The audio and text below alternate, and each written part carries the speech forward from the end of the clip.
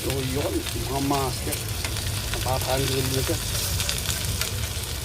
Ano ginagawa natin dyan? Kapag medyo luto na, gilid na lang. Basta tayo dito. Saan natin lalagay sa gitna. Hindi siya nasusunog. Diba? Mamaya stir fry natin yan. Ito ang tawag dito, braising. Binibraise lang muna natin. Yung katas niya mawala. Bakit parang sinangkot siya ba? Pero itong ano na to, process is braising. Shallow frying. Shallow frying kasi yun yung pagpiprito sa ano. Tawag sa pagpiprito sa konting amount ng mantika. Shallow frying tawag dyan. Maganda sa ganyan, hindi siya tumitigas. Kasi kung madami mantika ito, titigas agad dyan. Kaya kailangan konti lang.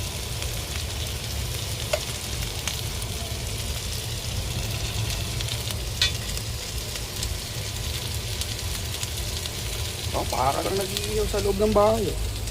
Tapos meron kang exhaust dito. Yung exhaust natin. Labas yan doon, sa labas.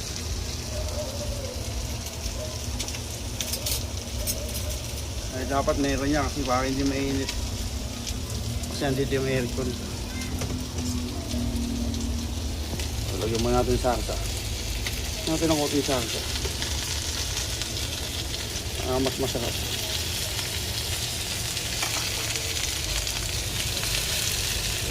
Ayan, pag natin yung golden brown, tanggalin natin yan. Papalitan natin ng ganito. Mamaya, pag tinimplahan na natin, lahat sila naka-brace na. Ayan. Ito pa lang, ulam na to eh. Papasarapin pa natin yan. Hindi pa tayo kontente dyan. Mayroon pang mas masarap.